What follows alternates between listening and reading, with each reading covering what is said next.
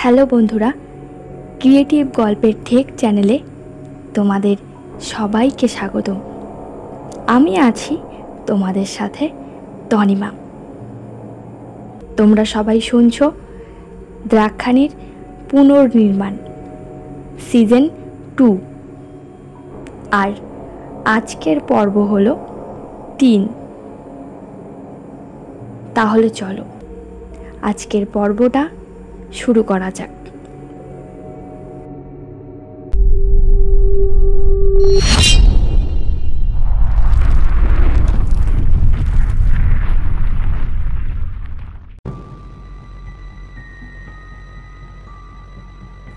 চণ্ড বসে আছে রত্নখচিত সোনার সিংহাসনে।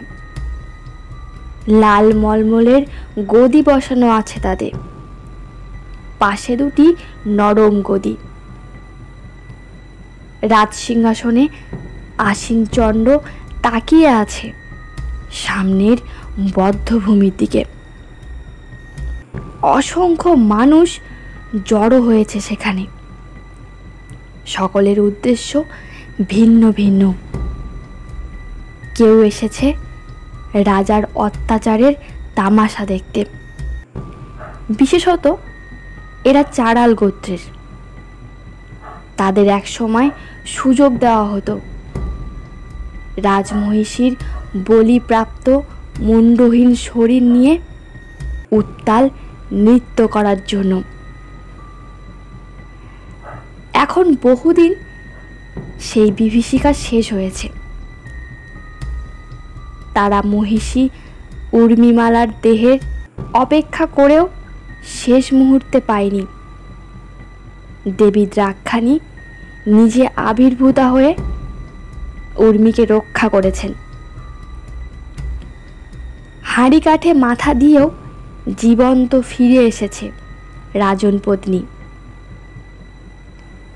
সেই চাড়াল গোত্রের লোকগুলির মধ্যে আজও সুপ্ত বাসনা আছে এমন বিভীষিকা নির্মাণের।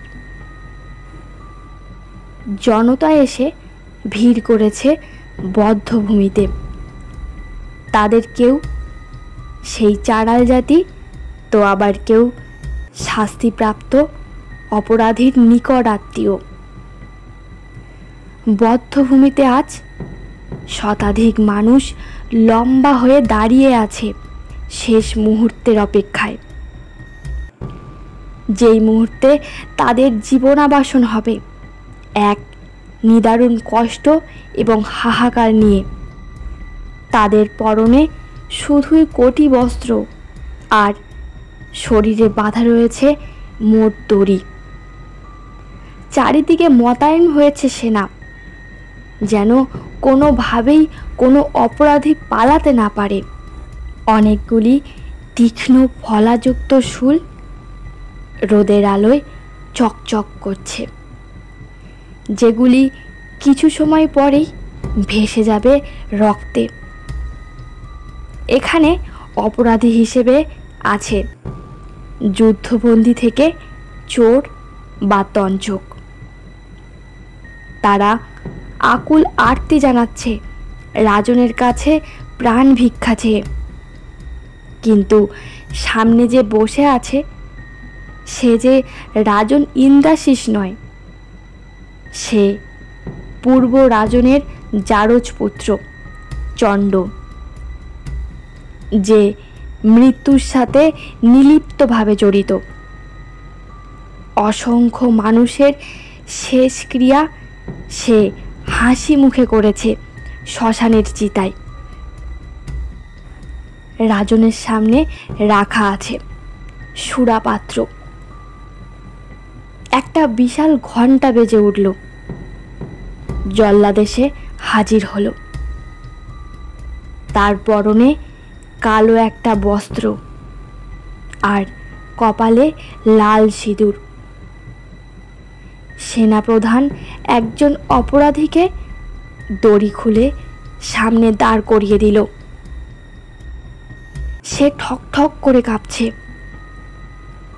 এক দাস এসে তার শেষ লজ্জা অভয়টুকু খুলে ফেলে দিল। সম্পূর্ণ নগ্ন সেই অপরাধীর যেন দাঁতে দাঁত লেগে যাচ্ছে সামনের যন্ত্রণাময় ওই শাস্তিকে দেখে। চণ্ড উঠে দাঁড়িয়ে জনগণের উদ্দেশ্যে বলল, মৃত্যু জীবনের সবচেয়ে বড় সত্য, তাকে সকলকে মেনে নিতে হবে।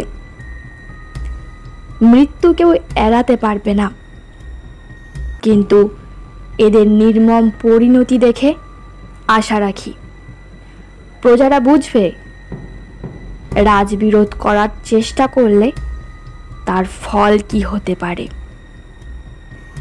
নাও, একে শুলে চড়াও।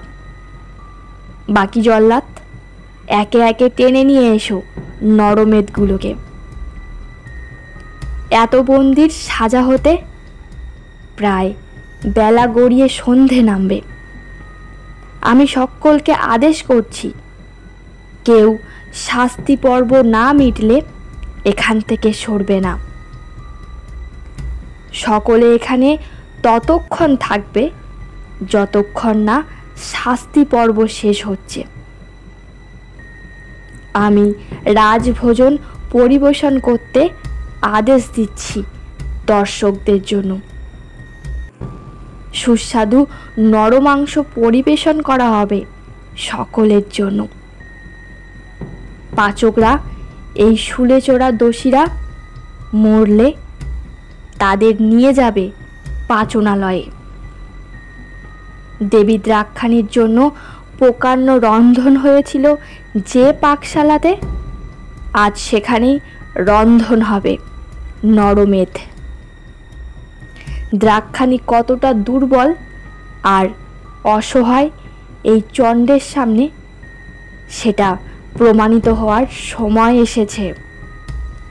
যারা এই হতভাগ্যদের নিকট আত্মীয়, তারা এসেছিল কোনোভাবে যদি তাদের কাছের মানুষের প্রাণ বাঁচে সেই আশায়। তারা সকলে রাজ আদেশ শুনে শিউরে উঠল। একটা চাপা আতঙ্ক ছড়িয়ে পড়ল পুরো রাজপ্রাসাদে।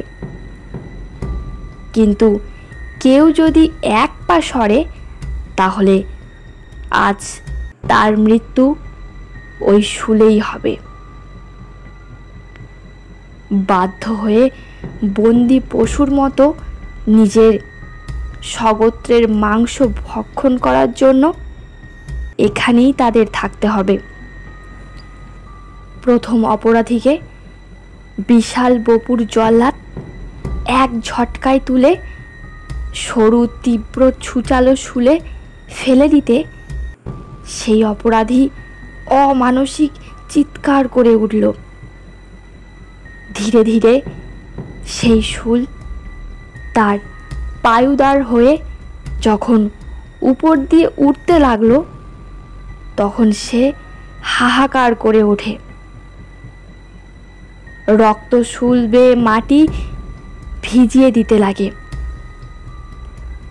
এই অপরাধীর অপরাধ ছিল যে দেবী দ্রাক্ষাণী পাতালে অবস্থিত মূর্তি পুনরুদ্ধার করতে চেয়েছিল, আর চণ্ডর কাছে তা রাজ অপরাধ। যন্ত্রণায় ছটপট করা অপরাধীর স্ত্রী উপস্থিত ছিল জনগণের ভিড়ের মধ্যে।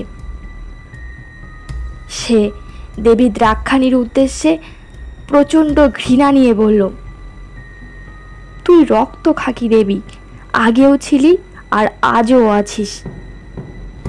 না হলে তাকে এমন ভীষণ যন্ত্রণা পেয়ে মরতে হতো না যে তোর অন্ধভক্ত। তাকে কারাবাসের অন্ধকারে বাঁচতে হতো না আবিরা হয়ে, যিনি সকল আচারের বিরুদ্ধে গিয়ে তোর প্রতিষ্ঠা করেছিল। তুই পাষাণী দেবী দ্রাক্ষাণী। মহিলাটির চিৎকারের মাঝে তার স্বামীর শুল তার শরীরের কণ্ঠনালী পর্যন্ত ভেদ করে বেরিয়ে গেছে। লোকটি মৃত্যুর কোলে ঢলে পড়েছে। স্বামীর শেষ নিঃশ্বাস ত্যাগ করতেই মহিলা অচেতন হয়ে ওখানেই মাটিতে লুটিয়ে পড়ল। ভয়াবহ মৃত্যুর পরেও ওই হতভাগার মুক্তি নেই। তার শরীরের অন্তিম ক্রিয়া আগুনে ভস্মীভূত হয়ে পঞ্চতন্ত্রে বিলীন হওয়ার সুযোগও পাবে না, বরং তারই চেনা মানুষদের উদরে মাংস হয়ে আজ ঠাঁই পাবে সে। লোকটির হৃৎপিণ্ড পর্যন্ত শূলের আঘাতে ছিন্ন ভিন্ন হয়ে গেছে। তার মুখ দিয়ে বেরিয়ে এসেছে শরীরের ছিন্ন ভিন্ন অংশগুলি। অনেকেই সেই দৃশ্য দেখে বমি করেছে, অনেকে আবার অচেতন হচ্ছে। আর সেই সব দেখে চণ্ড খুবই আনন্দিত। সে নিজে কল্পনা করছে, এই শূলে যদি রাজন ইন্দ্রাশিসকে চড়ানো যেত, আহা, জ্যেষ্ঠ ভ্রাতার লোহিতে নিজেকে রক্তিম করতে সুযোগ পেত তবে চণ্ড। তার সিংহাসন হতো নিষ্কণ্ঠ। হতভাগ্য লোকটির শরীর শূল থেকে নামিয়ে পাকশালার দিকে নিয়ে গেল দুটি পাচক মিলে। তারা বহুকাল রন্ধন কার্যে নিযুক্ত এই রাজ পরিবারের জন্য, কিন্তু কোনো রাজ সদস্যকে তারা নিজ গোত্রের মাংস রন্ধন করে খেতে দেখেনি। ভীষণ রাগ ও ঘেন্না নিয়ে তারা পাকশালায় নিয়ে গিয়ে মৃতদেহটি রাখল। ইতিমধ্যে আরও কয়েকজন হতভাগ্য শূলে চড়ে গেছে। সূর্য তখন মধ্য গগনে, বাতাসে ভেসে বেড়াচ্ছে রক্তের উৎকট গন্ধ আর শাস্তিপ্রাপ্ত আসামিদের হাহাকার। একে একে তাদের মৃত শরীর যাচ্ছে রন্ধনের জন্য। কসাই বসে আছে তার নিজের স্বগোত্রের মাংস টুকরো টুকরো করে কাটতে।